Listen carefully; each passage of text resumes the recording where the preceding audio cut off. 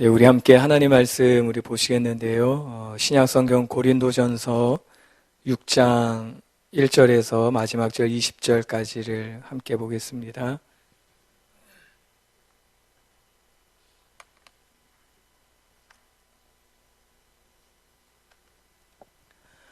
신약성경 고린도전서 6장 1절에서 20절까지의 말씀입니다.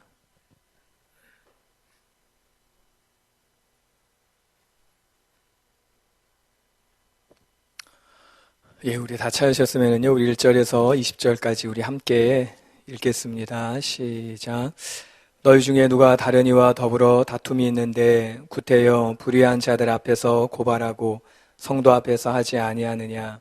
성도가 세상을 판단할 것을 너희가 알지 못하느냐? 세상도 너희에게 판단을 받겠거든 지극히 작은 일 판단하기를 감당하지 못하겠느냐? 우리가 천사를 판단할 것을 너희가 알지 못하느냐? 그러하거든 하물며 세상 일이랴. 그런즉 너희가 세상 사건이 있을 때에 교회에서 경히 여김을 받는 자들을 세우느냐?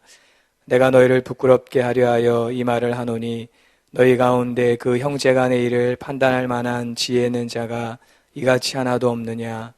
형제가 형제와 더불어 고발할 뿐더러 믿지 아니하는 자들 앞에서 하느냐? 너희가 피차 고발함으로 너희 가운데 이미 뚜렷한 허물이 있나니 차라리 불의를 당하는 것이 낫지 아니하며 차라리 속는 것이 낫지 아니하냐. 너희는 불의를 행하고 속이는구나. 그는 너희 형제로다. 불의한 자가 하나님의 나라를 유업으로 받지 못할 줄을 알지 못하느냐. 미혹을 받지 말라. 음행하는 자나 우상 숭배자나 간음하는 자나 탐색하는 자나 남색하는 자나 도적이나 탐욕을 부리는 자나 술 취하는 자나 모욕하는 자나 속여 빼앗는 자들은 하나님의 나라를 유업으로 받지 못하리라. 너희 중에 이와 같은 자들이 있더니 주 예수 그리스도의 이름과 우리 하나님의 성령 안에서 씻음과 거룩함과 의롭다 하심을 받았느니라. 모든 것이 내게 가하나 다 유익한 것이 아니요 모든 것이 내게 가하나 내가 무엇에든지 얽매이지 아니하리라. 음식은 배를 위하여 있고 배는 음식을 위하여 있으나 하나님은 이것저것을 다 패하시리라. 몸은 음란을 위하여 있지 않고 오직 주를 위하여 있으며 주는 몸을 위하여 계시느니라. 하나님이 주를 다시 살리셨고 또한 그의 권능으로 우리를 다시 살리시리라. 너희 몸이 그리스도의 지체인 줄 알지 못하느냐? 내가 그리스도의 지체를 가지고 창녀의 지체를 만들겠느냐? 결코 그럴 수 없느니라. 창녀와 합하는 자는 그와 한 몸인 줄을 알지 못하느냐? 일러스되 둘이 한 육체가 된다 하셨나니 주와 합하는 자는 한 영이니라. 음행을 피하라. 사람이 범죄하는 죄마다 몸 밖에 있거니와 음행하는 자는 자기 몸의 죄를 범하느니라. 너희 몸은 너희가 하나님께로부터 받은 바 너희 가운데 계신 성령의 전인 줄을 알지 못하느냐? 너희는 너희 자신의 것이 아니라 값으로 산 것이 되었으니 그런즉 너희 몸으로 하나님께 영광을 돌리라. 아멘. 우리 한번 기도드리겠습니다. 하나님 아버지 감사합니다. 주님께서 저희들의 귀한 말씀을 주시고 그 말씀을 통해서 우리 자신을 돌아볼 수 있는 은혜를 베풀어 주심을 감사합니다. 아버지 말씀을 통해서 우리 자신이 변화되게 도와주시고 주님을 더 닮아가는 귀한 기회가 될 수 있도록 은혜 베풀어 주시옵소서. 예수님의 이름으로 기도드리옵나이다. 아멘. 오늘 저는 본문을 가지고 차라리 당하는 것이 낫지 않겠습니까? 라는 제목으로 하나님 말씀 전하겠습니다. 우리 제목을 한번 따라해 보실까요? 차라리 당하는 것이 낫지 않겠습니까? 예, 제가 긴장을 풀려고 그랬습니다. 고린도전서 5장과 6장은 특별히 고린도 성도들의 윤리적인 타락을 사도 바울이 꾸짖는 내용입니다. 고린도 성도들은 구원의 기쁨과 감격은 경험했습니다. 그러나 그들은 성령님을 쫓아 사는 것이 아니라 여전히 육신의 소욕을 쫓아 사는 영적으로 미성숙한 어린아이 같은 그런 상태였습니다. 고린도 성도들은 저희들이 이미 살펴본 대로 나뉘어져서 자기가 좋아하는 지도자들을 자랑하면서 서로 왕노릇하는 그러한 사람들이었습니다. 또한 앞 시간에도 살펴보았듯이 근친상간한 자에게 대해서는 교회가 징계하기보다는 자랑하며 교만한 그러한 교회였습니다.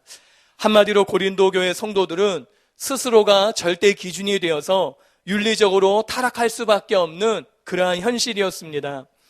오늘 고린도전서 6장에서 바울은 고린도 교회 안에 일어난 또 다른 문제인 이 법정인 싸움에 대해서 말을 하고 있는데요. 그리고 고린도전서 6장 12절 이후에서는 고린도전서 5장에서 이어 다시 고린도 교회 안에 퍼져 있던 일반적인 성적인 타락에 관한 문제에 대해서 말하기 시작합니다. 오늘 저희는 고린도전서 6장 1절로 11절을 중심으로 고린도 교회 안에 일어난 법정 소송, 이 다툼에 관해서 함께 살펴보기를 원합니다. 여러분, 뜻하지 않게 교회 안에서 성도들 사이에 마찰과 다툼이 일어났을 때 어떻게 해결해야 될까요? 물론 가장 바람직한 것은요, 그런 일들이 일어나지 않아야 된다는 것이에요. 그것이 가장 좋은 일입니다. 성도 간의 다툼이, 성도 간의 마찰이 일어나지 않는 것, 그것이 가장 좋은 일이에요. 그런데 그런 일들이 전혀 일어나지 않을 수는 없다는 것이지요. 일부러 계획적으로 문제를 만든다면은 악한 것이지만은, 그러나 원치 않게 어떤 성도 사이의 문제가 생길 수 있다는 것이에요. 계획한 것도 아니고 의도한 것도 아니지만은 어떤 마찰이, 다툼이 일어날 수 있다는 것입니다. 과연 이런 경우에 교회와 성도는 어떻게 이런 문제를 해결해야 되겠습니까? 첫 번째로 우리는 먼저 교회와 성도의 정체성을 다시 확인해야 합니다. 1절인데요. 우리 1절을 다시 함께 읽어보겠습니다. 시작. 너희 중에 누가 다른 이와 더불어 다툼이 있는데 구태여 불의한 자들 앞에서 고발하고 성도 앞에서 하지 아니하느냐. 1절에 보시면은 너희 중에 라고 말씀해요. 이 너희는 바로 고린도 성도들을 가리키는 단어입니다. 그러면 다음에 나오는 다른 이와 더불어 해서 다른 이라는 것은 누구를 말하는 것일까요? 다른 이는 세상 사람을 말하는 것일까요? 불신자들을 말하는 것일까요? 그렇지 않습니다. 여기서 이 다른 이도 역시 고린도 교회 성도를 말한다는 것이에요. 6절을 함께 읽어보겠는데요. 우리 6절 함께 다시 읽어보겠습니다. 시작. 형제가 형제와 더불어 고발할 뿐더러 믿지 아니하는 자들 앞에서 하느냐. 이와 같이 지금 다툼은 성도와 불신자가 간의 다툼이 아닙니다. 형제와 형제들이 더불어 싸우는 다툼이었어요. 성도와 성도와의 문제였다는 것이에요. 이렇게 다툼은 고린도 교회에서 성도와 성도 사이의 다툼이, 이렇게 바울은 고린도 교회에서 성도와 성도 사이에 다툼이 있었다는 것을 알게 되었습니다. 그리고 바울은 그 문제로 큰 충격을 받게 된 것이에요. 바울이 충격을 받은 것은 단순히 성도들이 다툰다, 형제와 형제가 싸운다, 그것 때문에 충격을 받은 것이 아니었습니다. 성도들 사이의 문제를, 형제와 형제 사이의 문제를 세상 법정으로 끌고 간 것에 충격을 받은 것이었어요. 그럼 성도들이 간 이 1절의 불의한 자들, 이 불의한 자들이란 누구를 말하는 것일까요? 1절에서 불의한 자들이란 헬라어로 아디코스라는 단어입니다. 그 뜻은 불공평한, 부정한 이란 뜻이에요. 이 단어는 다음의 구절에서도 동일하게 쓰였어요. 그런데 단어는 똑같지만은 그 의미가 다릅니다. 1절과 9절의 그 의미가 달라요. 여기서 1절에서 불의한이란 도덕적으로 의롭지 못한 사람들을 뜻하는 것이 아닙니다. 지금 바울은 세상의 법정의 재판관들을 부정하다고 말하는 것이 아니에요. 바울은 그렇게 생각하지 않았습니다. 여기서 바울이 불의하다라고 말한 것은 예수님을 믿어서 의롭게 된 성도들과 반대되는 뜻을 의미하기 위해서 그렇게 표현한 것이에요. 즉 믿지 않는 자들이다 라는 것이에요. 1절에서 불의한 자란 믿지 않는 자들, 불신자들 의미하는 것이에요. 6절에 보시면은 불의한 자들을 믿지 아니하는 자들 앞에서 하느냐라고 분명히 말씀하고 있습니다. 그리고 이 불의한 자가 바로 세상 법정의 재판관을 뜻하는다는 것이에요. 그리고 바울은 성도들이 그들의 개인적인 문제를 그들 스스로가 해결하지 못한 채 세상에 믿지 않는 불신 재판관들에게 가지고 간 것에 대해서 큰 충격을 받은 것이에요. 그래서 바울은 1절에 보시면은 구태여 불의한 자들 앞에서 고발하느냐? 이렇게 물은 것이에요. 아주 심각하게 말한 것이에요. 우리 개정 성경에서는요, 구태여라는 단어가 중간에 나오지만은 원어 성경 헬라어에 보시면은 제일 앞에 등장합니다.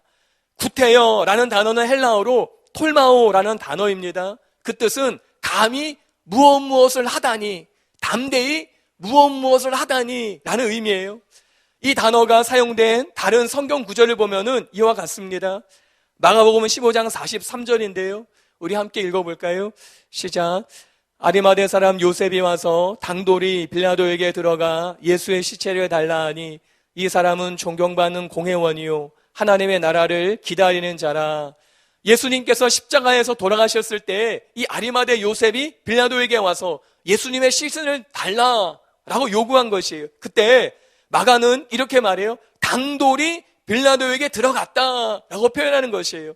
여기서 당돌이가 바로 톨마오, 아까 말한 구태여라는 단어라는 것이에요. 그러니까 이 아리마대 요셉은 자신의 모든 것을 빼앗길 것을 감수한 채 담대히 빌라도에게 예수님의 시신을 요구했다는 것이에요. 또 요한복음 21장 12절에도 같은 단어가 있는데요. 우리 함께 같이 읽어보겠습니다. 시작. 예수께서 이르시되 와서 조반을 먹으라 하시니 제자들이 주님이신 줄 아는 고로 당신이 누구냐 감히 묻는 자가 없더라. 예수님께서 부활하신 후에 고기 잡으러 갈릴리 바다에 나간 제자들을 기억하시고 찾아오셨어요. 그때 제자들은 밤을 새웠지만은 아무 고기도 잡을 수 없었습니다. 그때 예수님께서 해변가에서 오른편에 그물을 던지라 라고 말씀하시지요. 그 음성을 듣고 오른편에 그물을 던지자 물고기를 가득 잡게 되었습니다. 그러면서 예수님인 것을 깨닫게 된 것이에요. 그리고 예수님께서는 해안가로 온 제자들에게 아침 식사를 준비해서 먹으라 라고 말하는 것이었어요. 그때 아침 식사를 준비하신 예수님께 아무도 당신이 누구입니까? 라고 묻는 사람이 감히 없었다는 것이에요.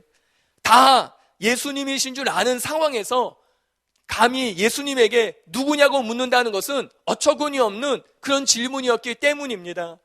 바로 사도 바울은 성도와 성도 사이에 서로 문제가 생겨서 다투고 그것을 세상 법정으로 가져가는데 이 감히를 뜻하는 톨마오라는 단어를 1절에서 제일 먼저 썼다는 것이에요. 다시 말씀드려서 성도들이 개인적인 문제를 서로 해결하지 못하고 세상 법정에 가지고 간 것을 향해서 어떻게 감히 그런 일을 행할 수 있느냐라고 질문한 것이에요. 그것처럼 당돌한 일이 없고 그것처럼 황당한 일이 없고 그것처럼 어처구니 일이 없다라는 것을 강조하기 위해서 그 단어를 먼저 쓴 것이에요. 한마디로 있을 수 없는 일을 고린도교의 성도 너희들이 행하고 있다라고 말하는 것이에요. 그렇다면 왜 바울은 성도가 다투는 것을 세상 법정으로 가져가는 것에 대해서 어처구니 없고 그렇게 있을 수 없는 것이라고 충격적으로 받아들였을까요? 그것은 바로 고린도 교회와 성도들의 이 정체성 때문이었습니다. 그것이 2절과 3절의 말씀인데요. 우리 2절과 3절을 함께 읽어보겠습니다. 시작. 성도가 세상을 판단할 것을 너희가 알지 못하느냐?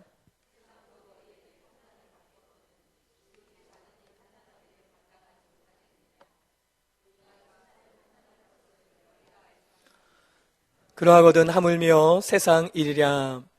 여러분, 바울은 지금 성도들을 어떤 존재로 보고 있습니까?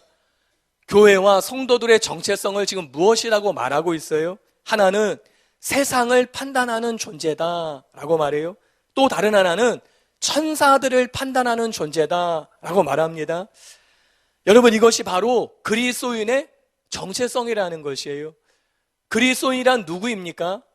주일이면은 교회 출석하고 기도하고 예배드리고 헌금드리고 봉사하고 섬기는 사람들만이 아니에요.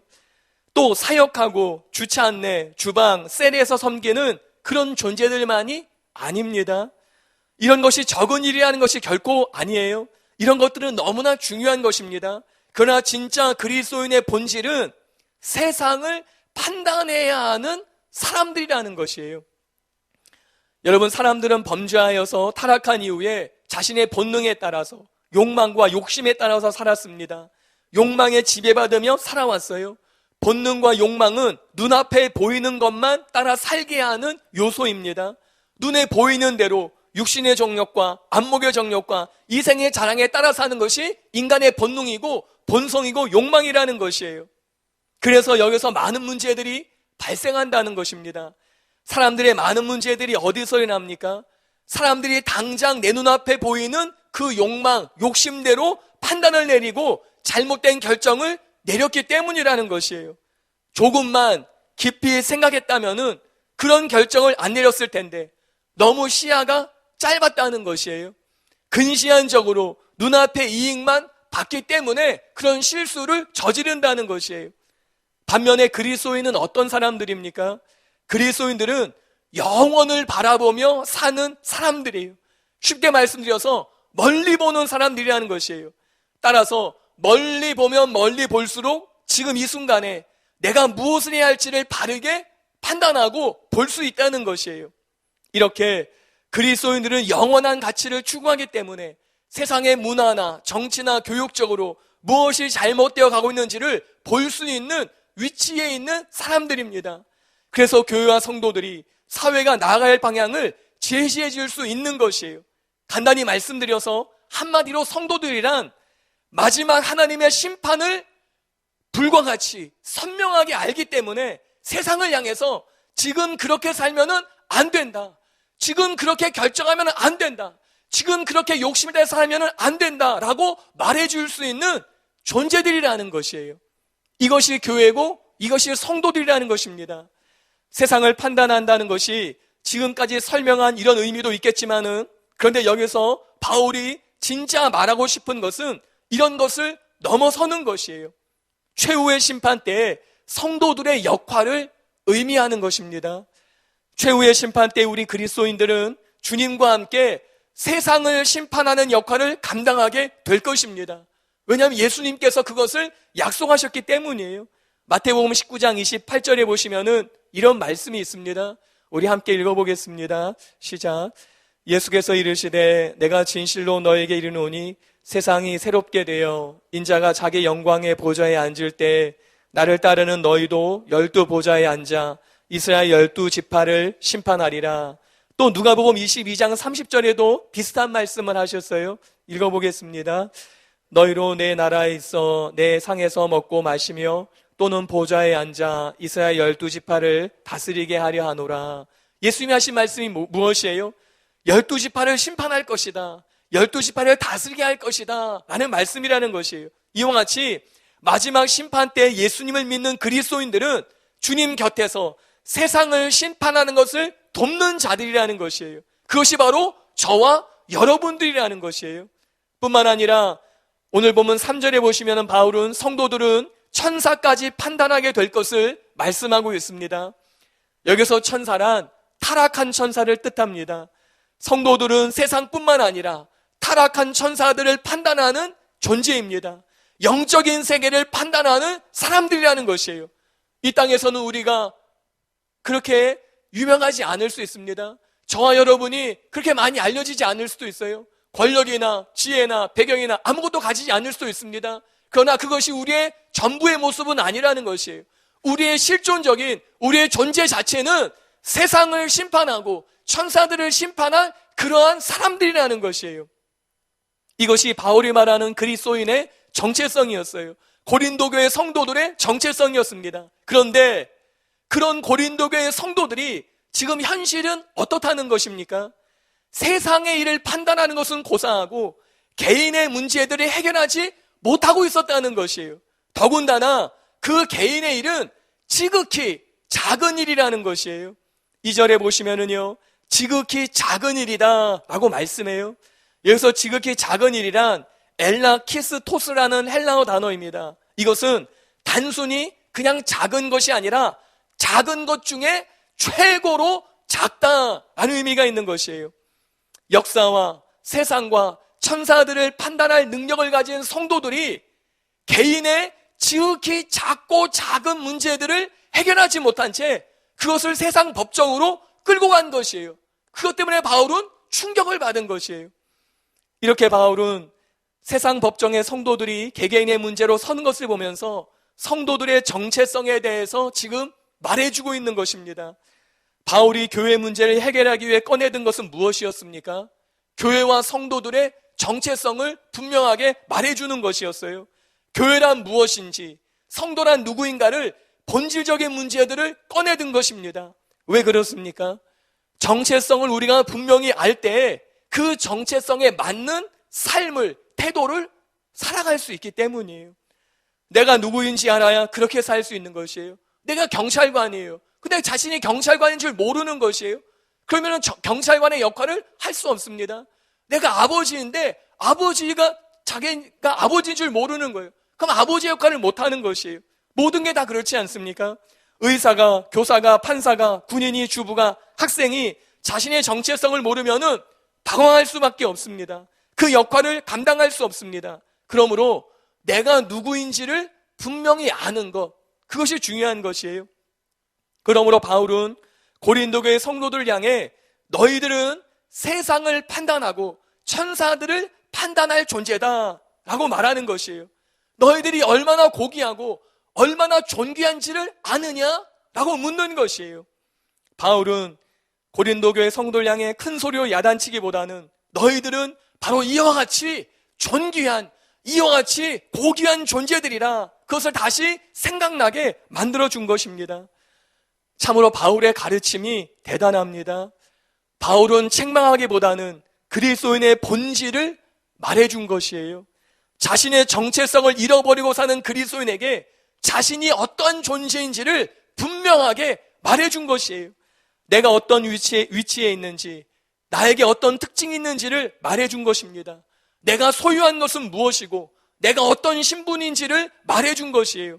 왜냐하면은 존재의 정체성을 바로 깨달을 때 그렇게 변화된 삶을 살 수 있기 때문이에요. 왕족이라는 것을 알 때 왕족으로 살아가기 시작합니다. 말도, 태도도, 생각도, 마음도 달라지는 것이에요. 어제까지는 분명한 거지였는데 내가 왕족이라는 것을 깨닫는 다음에는 그때부터는 보는 게 달라지는 것이에요. 정체성을 아는 것은 이렇게 중요합니다. 여러분, 우리는 시시한 사람들이 아닙니다. 세상과 천사들까지 주님과 함께 판단할 수 있는 존귀하고 고귀한 자라는 것을 잊지 마셔야 해요. 그리고 그 신분에 맞는 삶을 우리 모두가 살아가야 된다는 것이에요. 이제 바울은 다시 한번 결론적으로 성도들이 서로 개개인의 문제로 세상의 법정에 설 수 없는 이유에 대해서 말합니다. 4절과 5절인데요. 우리 4절과 5절을 함께 읽어보겠습니다. 시작. 그런즉 너희가 세상 사건이 있을 때 교회에서 경위 여김을 받는 자들을 세우느냐? 너희 가운데 그 형제 간의 일을 판단할 만한 지혜 있는 자가 이같이 하나도 없느냐? 4절에서 세상 사건이란 교회 바깥의 일을 말하는 것이 아닙니다.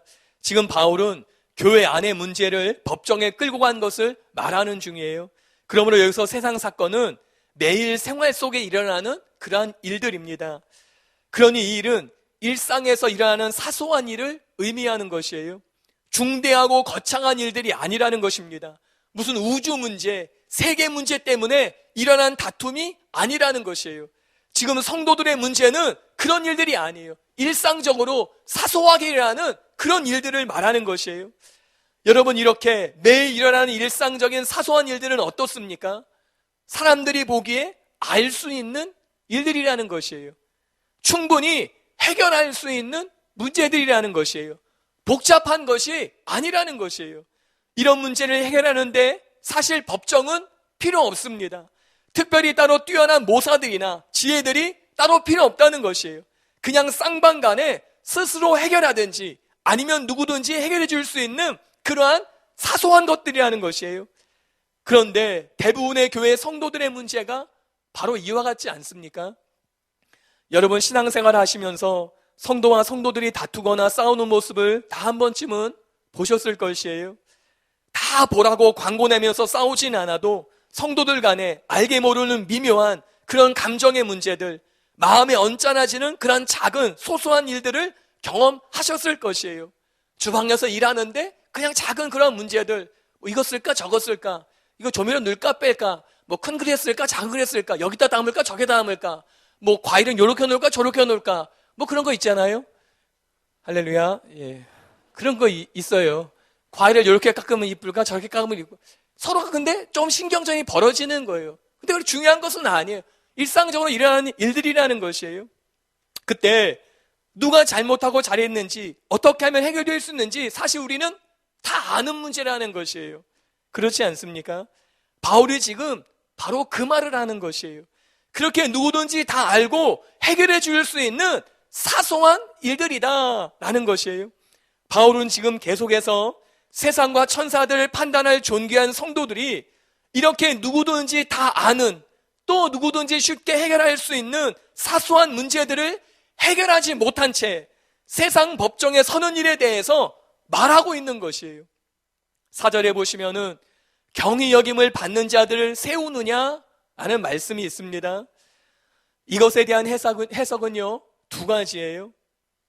그 이유는 여기서 세우느냐라는 단어가 문법적으로 두 가지의 형태를 가지고 있는 동사이기 때문이에요. 하나는 2인칭 명령형으로 쓰게 되면은 여기서 세우느냐를 세우라 라는 의미로 쓸 수 있습니다.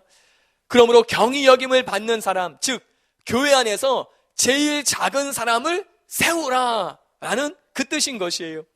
이것은 무엇을 의미합니까? 이것은 두 성도가 싸워서 그 문제를 해결할 필요가 있을 때 교회 중에서 제일 지혜로운 사람도 말고, 제일 어른도 말고, 제일 똑똑한 사람도 말고, 교회 중에서 제일 작은 자, 어린 자를 세우고 해결을 받아라, 그 의미인 것이에요. 그럼 이것이 뜻하는 게 무엇이에요? 바울은 지금 성도들이 싸우는 그 일이 얼마나 작고 사소한 일인지를 스스로 깨달으라는 것이에요. 그렇게 작은 일도 해결하지 못하느냐? 그러면 교회에서 제일 작은 자를 세워봐라. 해결해 줄 것이다. 너희들이 싸우는 그 문제는 이렇게 사소한 문제다. 그 뜻이라는 것이에요. 또 다른 하나의 해석은 세우느냐를 직설법 현재형으로 보는 것입니다. 그러면은 오늘 저희들이 개역개정에 본 것 같이 세우느냐? 라는 의문형이 된다는 것이에요. 이때에는 경히 여김을 받는 자는 세상 법정이 됩니다. 즉 고린도 교회 성도들은 세상과 천사들도 판단해야 되는데 어찌 경히 여김을 받는 세상 법정의 도움을 구하느냐 하는 의미인 것이에요. 그렇게 작은 문제인데 그것도 해결하지 못한 채 어떻게 세상 법정의 것을 가지고 갔느냐 하는 의미라는 것이에요. 문맥상으로 지금 바울은 불신자들이 재판관이 된 세상 법정에 고린도 성도들이 서는 것에 대해서 말하고 있으므로 첫 번째 해석보다는 두 번째 해석이 자연스러운 것 같습니다. 그리고 어느 쪽으로 번역되든지 간에 명령형이든 의문문형이든 바울이 말하는 핵심은 무엇이에요? 성도의 개인적인 다툼은 세상 법정으로 가면은 안 된다라는 것을 강조하고 있는 것이에요. 5절에서 바울은 이 말을 하는 이유가 고린도 성도들을 부끄럽게 하려고 말한다고 말합니다. 그러니까 한마디로 작정하고 말한다는 것이에요. 내가 너희를 부끄럽게 하려고 이 말을 하는 것이다. 작정하고 말한다는 것이에요. 한편 고린도전서 4장에서 고린도 교회 성도들은 왕노릇하면서 서로 분쟁했습니다. 그때 사도 바울은 고린도 교회 성도들과 비교하여 자신은 세상의 찌꺼기 같다라고 표현했어요. 그러면서 이 말을 하는 것은 부끄럽게 하기 위해서 하는 것이 아니다라고 말했습니다. 고린도전서 4장 14절에 보시면은 그 말씀이 있는데요. 우리 함께 이 말씀을 읽어보겠습니다. 시작. 내가 너희를 부끄럽게 하려고 이것을 쓰는 것이 아니라 오직 너희를 내 사랑하는 자녀같이 권하려 하는 것이라. 사랑하는 자녀같이 권하려 하는 것이다.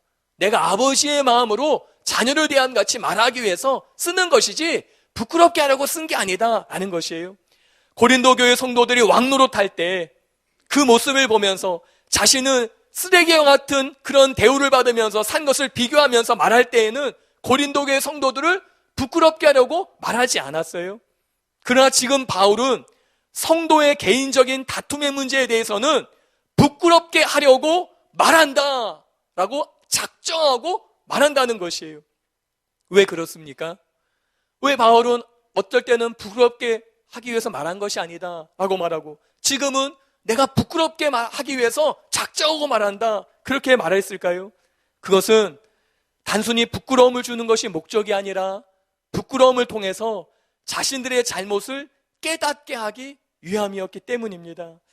그러므로 부끄럽게 하지 않는 것도 바울의 아버지 같은 사랑의 표현이라면은, 또한 부끄럽게 하는 것 역시 그들을 버리고 그들을 진짜 수치를 주기 위해서 하는 것이 아니라 그들을 깨닫게 하기 위한 또 같은 아버지의 사랑의 마음이라는 것이에요. 바울은 모든 것을 사랑으로 하는 사람이었습니다. 사랑의 두 가지의 양면의 모습을 저희들이 바울을 통해서 볼 수 있는 것이에요. 바울은 성도들의 개인적인 사소한 문제를 해결하지 못한 채 세상 법정에서는 고린도 교회를 향해 성도란 누구이며 교회란 무엇인지를 말하면서 자신들의 잘못이 무엇인지를 깨닫고 돌이키기를 간절히 원했다는 것이에요. 두 번째로, 성도 간의 다툼이 있을 때 어떻게 해야 될까요? 우리 함께 따라해 보실까요? 우리는 가족임을 기억해야 합니다. 두 번째로, 성도 간에 뜻하지 않은 사소한 마찰, 다툼의 문제를 해결하는 길은 우리가 서로 하나님 안에서 가족임을 잊지 않는 것이에요. 7절과 8절을 우리 읽어보겠습니다. 우리 7절과 8절 함께 읽겠습니다. 시작. 너희가 피차 고발함으로 너희 가운데 이미 뚜렷한 허물이 있나니 차라리 불의를 당하는 것이 낫지 아니하며 차라리 속는 것이 낫지 아니하냐.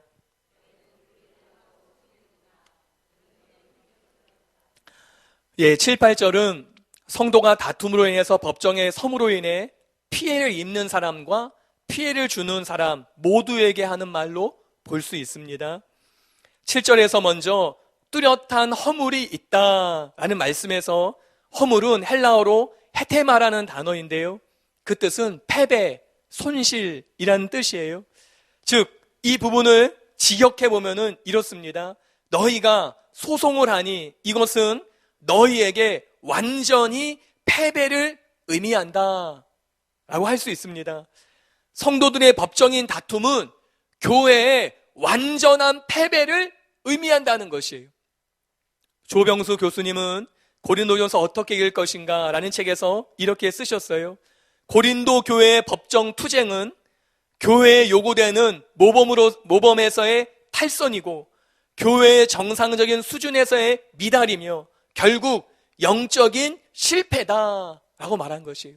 성도가 그 사소한 문제를 풀지 못하고 법정에 가지고 간 것은 교회의 탈선이고 교회의 수준 미달이고 교회의 영적인 패배다라고 말한 것이에요.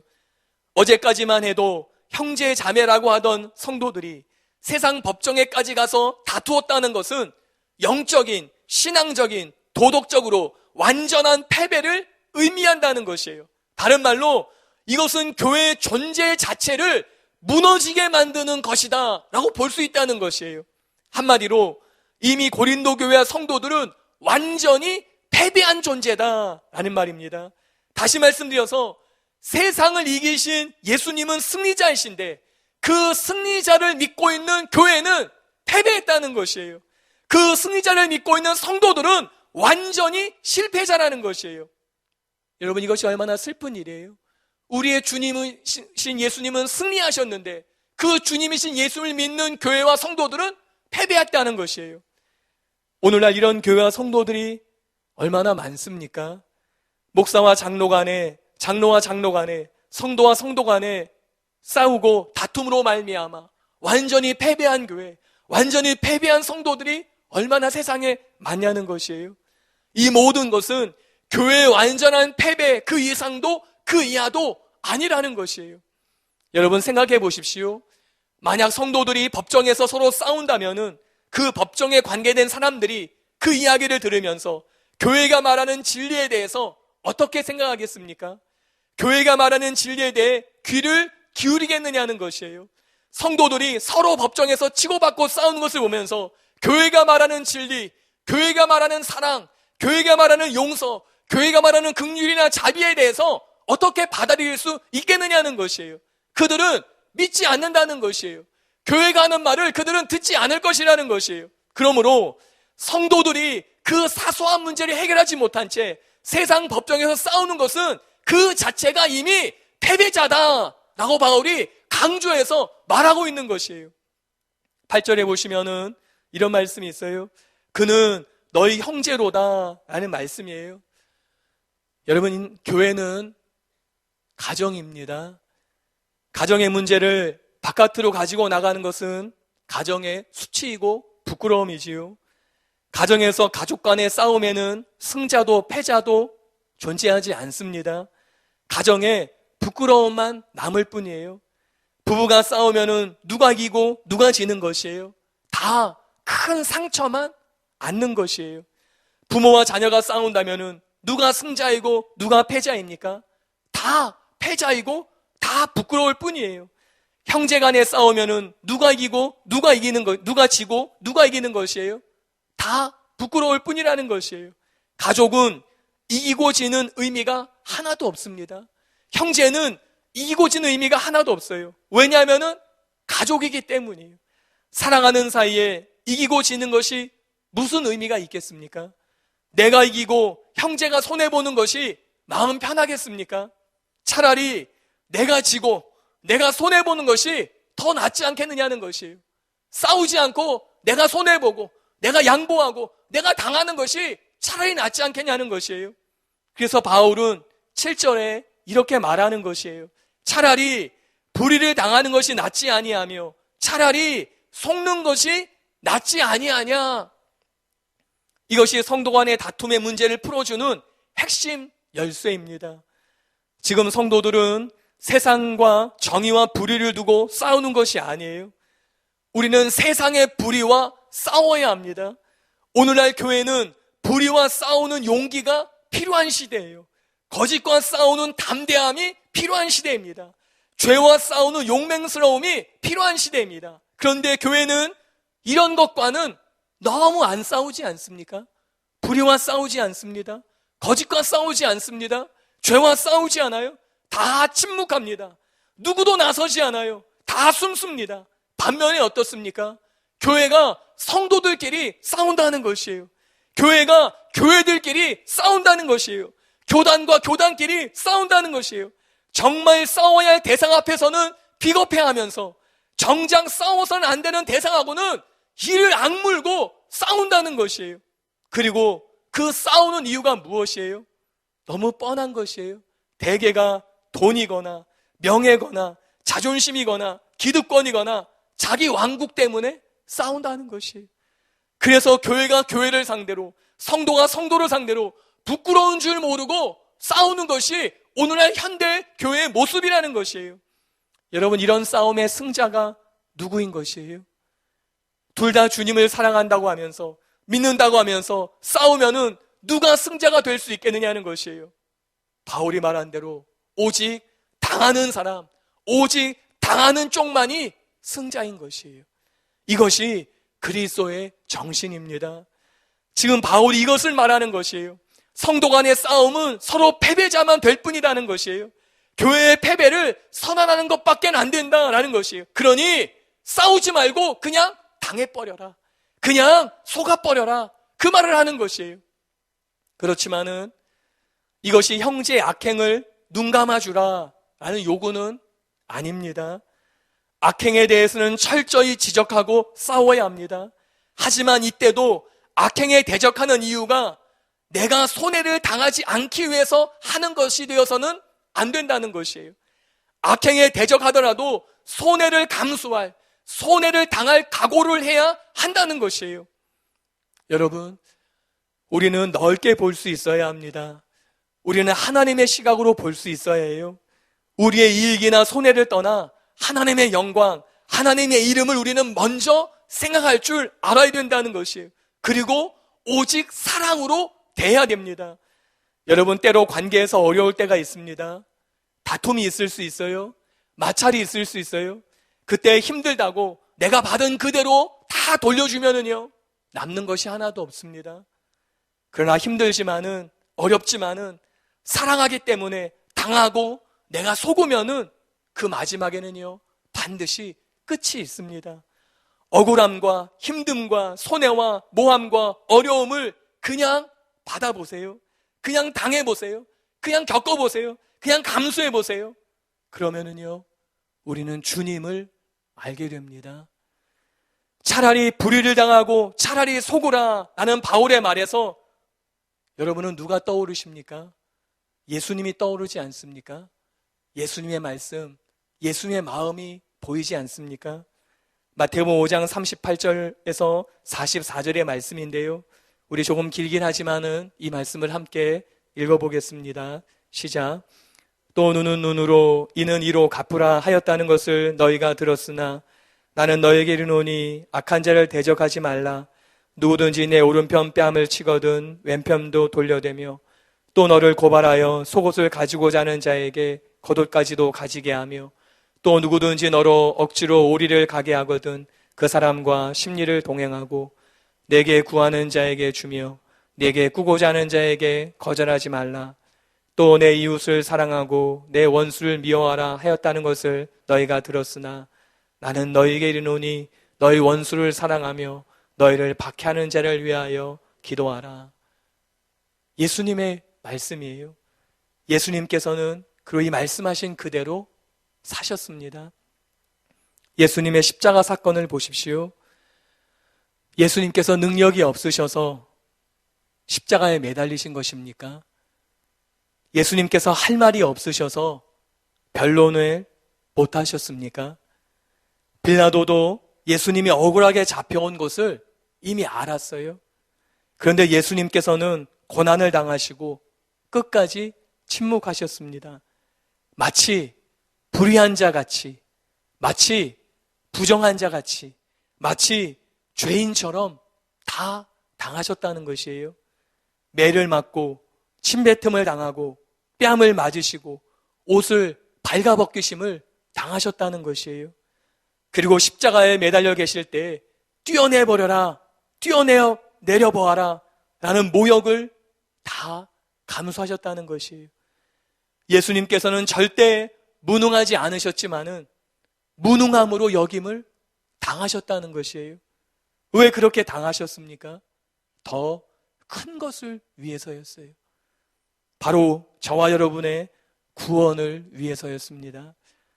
여러분, 이것이 그리스도인의 삶이고 이것이 그리스도인의 모습이라는 것이에요. 우리 성도들은 세상에서 정당함만으로 사는 자들이 아닙니다. 우리 그리스도인들은 정당함을 넘어 위대함을 위해 사는 존재들이에요. 마땅히 내가 정당히 요구할 것이 있습니다. 내가 정당히 대우받을 것이 있어요.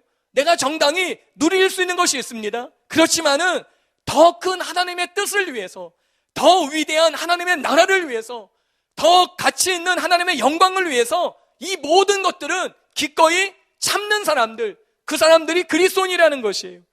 내가 참음으로 하나님께 영광이 돌아갈 수 있다면은 나의 요구, 나의 정당함, 나의 누릴 수 있는 모든 것들을 버리고 그 길을 걸어가는 사람이 그리스도인이라는 것이에요. 내가 손해봄으로 하나님 아버지의 위대한 뜻이 이루어질 수 있다면은 얼마든지 자기를 내려놓고 자기를 부인하는 사람이 되는 것이 크리스천의 삶이라는 것이에요. 예를 들어서 가정에서 형제들이 싸웁니다. 그것을 본 아버지는 말이 없어요. 왜 말이 없습니까? 형제들은 지금 누가 옳은지 판결해 주기만을 간절히 원하는 것이에요. 그러나 아버지는 누가 옳고 누가 그르냐보다는 사랑해야 할 형제들이 서로 싸우는 것 자체가 마음으로 괴로운 것이에요. 그러므로 지금 내가 옳으냐 너가 옳으냐는 지극히 작은 문제인 것이에요. 큰 것은 무엇이에요? 아버지의 마음을 아프게 했다는 것이에요.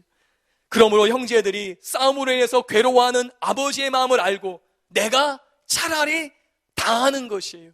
내가 차라리 손해를 보는 것이에요. 이것이 바로 위대한 그리스도인의 삶이라는 것입니다. 여러분, 사랑이란 무엇입니까? 그냥 도와주는 것이 아닙니다. 친절하게 웃어주는 것이 아닙니다. 물론 그런 것이 전혀 없다는 것이 아니에요. 그러나 사랑은 내가 가진 것을 주는 것이에요. 나에게 있는 생명을 주어 살리는 것이 사랑인 것이에요. 내게 있는 의를 주어서 의인이 되게 하는 것이 진짜 사랑인 것이에요. 내가 심지어 죄인이 되고 상대방을 의인으로 만들어주는 것이 사랑인 것이에요. 내가 바보가 되고 내가 바보 천치가 되고 상대방을 지롭게 하는 것이 사랑이라는 것이에요. 이것이 사랑이고 이것이 바울이 말하는 차라리 당하라 라는 의미인 것이에요. 여러분, 우리가 차라리 당하면은 어떤 일이 날까요? 저와 여러분이 예수님의 마음을 보기 시작합니다. 여러분, 이 세상에서 주님의 마음을 어떻게 알 수 있습니까? 차라리 당할 때인 것이에요. 그때 우리는 예수님의 심정을 알 수 있습니다. 내가 이 정도 고통을 당했다면 예수님은 얼마나 억울하게 당하셨을까? 그 깊이를 알게 되는 것이에요. 그리고 예수님의 십자가의 길을 알게 되는 것이에요. 예수님께서 나를 위해 받으셨던 그 모함과 그 멸시와 그 억울함을 이제는 지식이 아니라 나의 피부로, 나의 세포로 다 알게 되는 것이에요. 이것보다 더 큰 축복이 어디에 있겠습니까? 내가 손해보고 내가 당함으로 주님의 마음을 깊이 알게 되었다면 이것보다 내 삶에 더 큰 유익이 어디에 있겠느냐 하는 것이에요.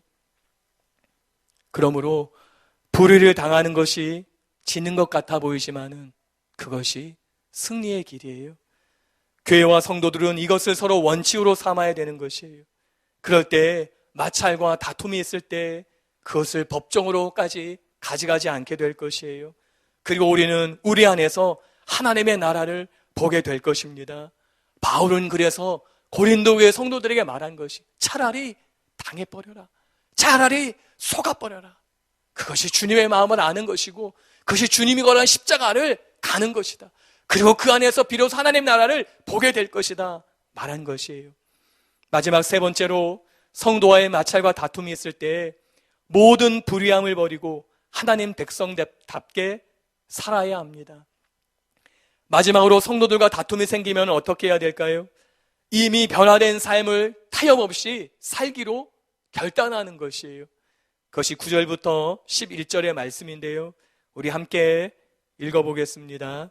시작. 불의한 자가 하나님의 나라를 유업으로 받지 못할 줄을 알지 못하느냐?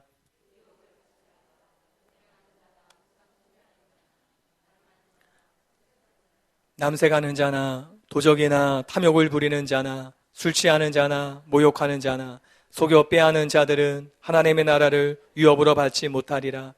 너희 중에 이와 같은 자들이 있더니 주 예수 그리스도의 이름과 우리 하나님의 성령 안에서 씻음과 거룩함과 의롭다 하심을 받았느니라.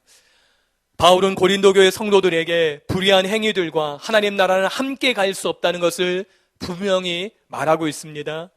음행과 우상숭배, 간음, 도적과 탐욕, 술취함, 모욕, 속여 빼앗는 것, 이거는 잘 아실 것이에요. 그런데 본문에 보시면은 탐색이란 단어가 나옵니다. 탐색은 수동적인 동성애를 뜻하는 단어예요. 다음에 남색하는 자, 남색이란 단어가 나와요.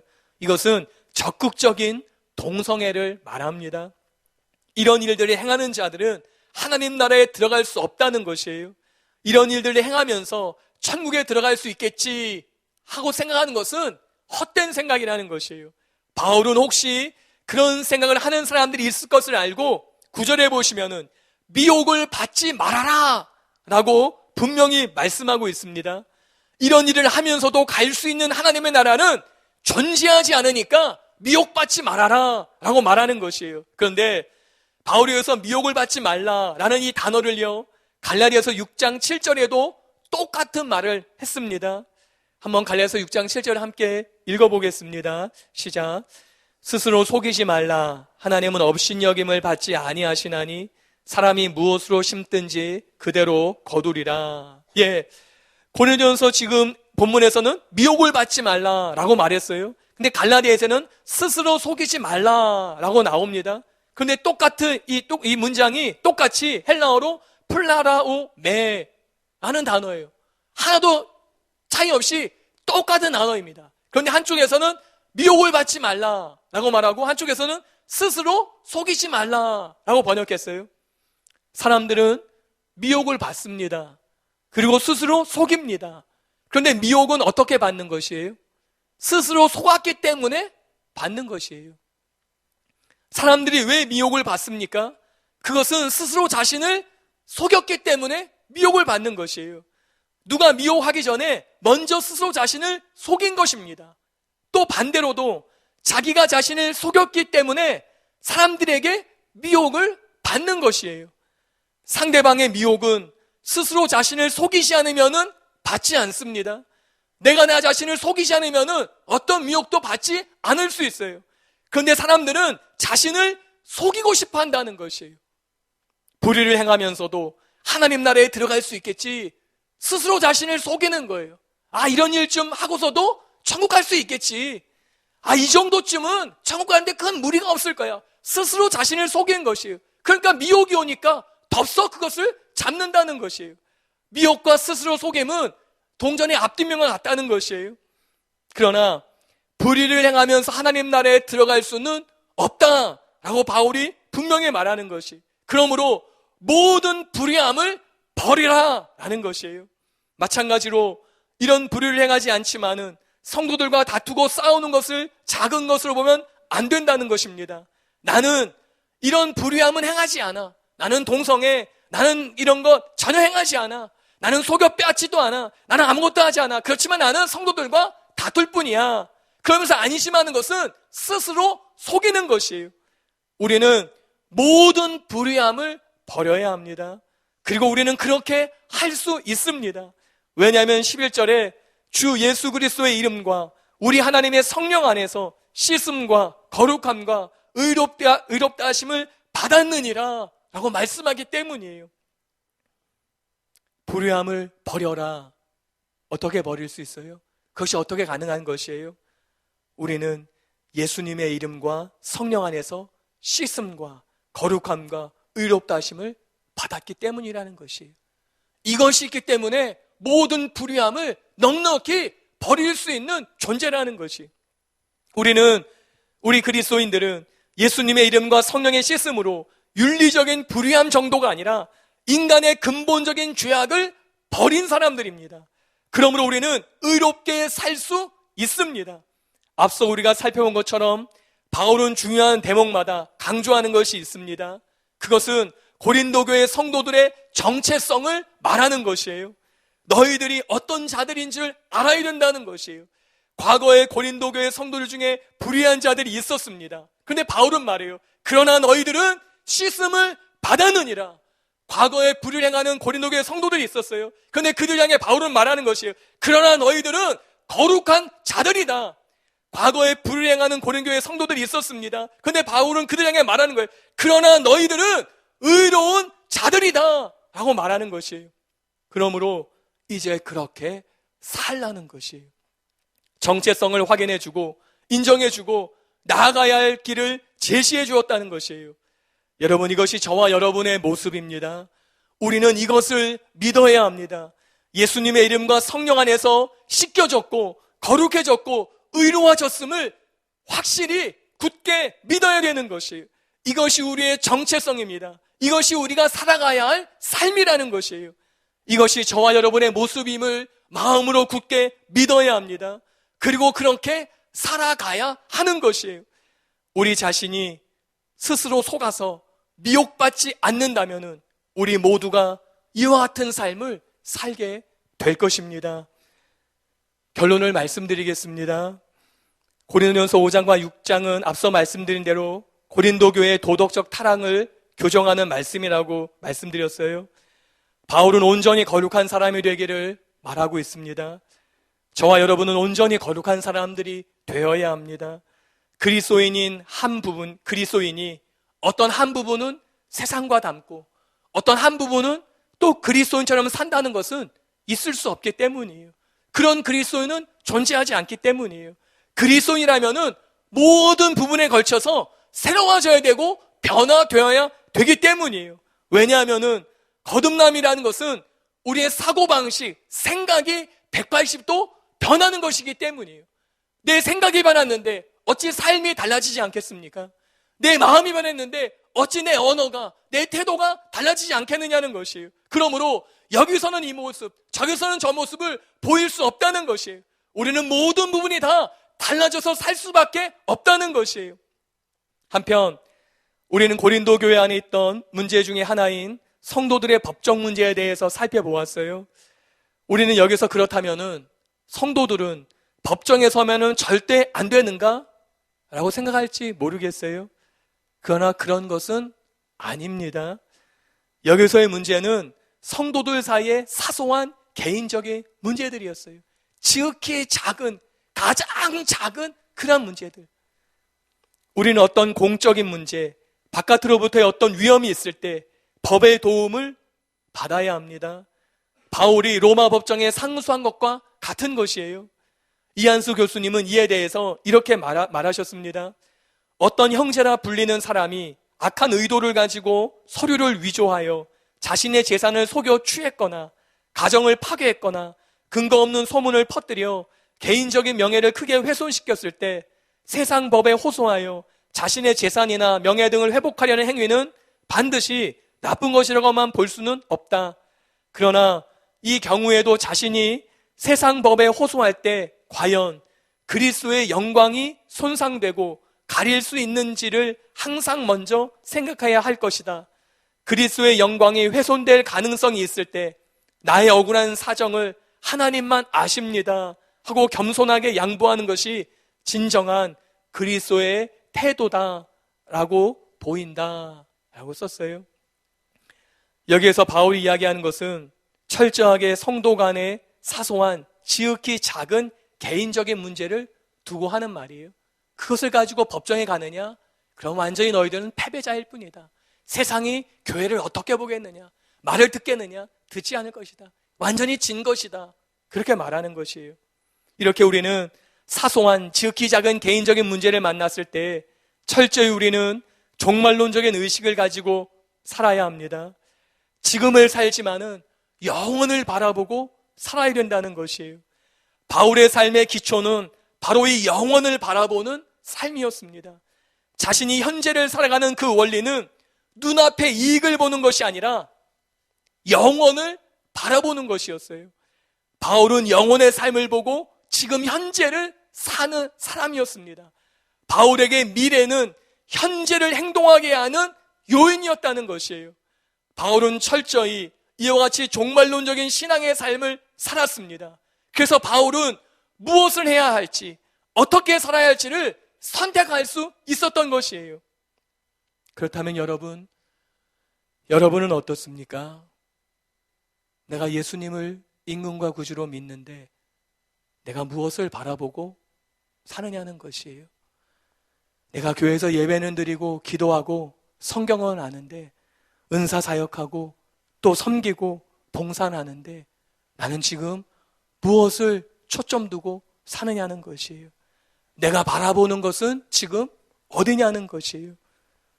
은사 사역하고 기름 부음 받고 봉사하고 예배드리고 기도하지만은 내 눈앞에 이익만을 바라보고 살고 있다면은, 아니면은 내가 손해보는 것만을 피하고 싶은 그러한 심정으로 살아가고 있다면은 나는 아직 바울의 삶, 진정한 그리스도의 삶이 무엇인지 모르는 것이에요. 여러분, 세상은 다 지나갑니다.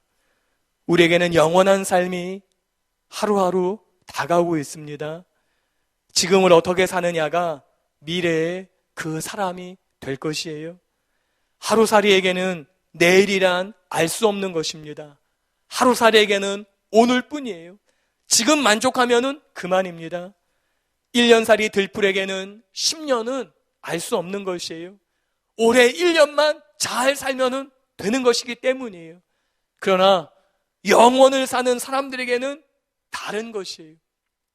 천리길을 가는 사람과 십리길을 떠나는 사람은 신발끈을 매는 것부터 다르다는 말이 있습니다. 무엇을 보고 무엇을 생각하느냐가 그 사람의 지금을 결정짓는다는 것이에요. 여러분, 우리는 지금 무엇을 보고 있습니까? 십리길입니까? 아니면은 말리길입니까? 우리는 지금만을 보고 있습니까? 아니면 영원을 바라보고 있습니까? 영원한 삶을 바라보시기 바랍니다. 예수님처럼 인류의 구원을 위하여 지금의 고난을 당하시고 참으신 것처럼 그렇게 살 수 있게 되시기를 바랍니다.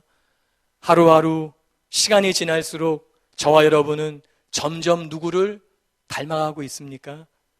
불의함을 친히 당하신 예수님이십니까? 아니면 불의함을 끼치는 사탄입니까? 아버지의 크신 뜻, 복음, 하나님의 나라와 영광을 위해서 살아가고 계십니까? 아니면은 내 눈앞의 이익을 위해서, 그것을 잡기 위해서 살아가고 계십니까? 영원을 바라보고 살아가는 저와 여러분이 되시기를 예수님의 이름으로 축복합니다. 우리 들은 말씀을 기억하시면서 함께 통성으로 기도드리겠습니다.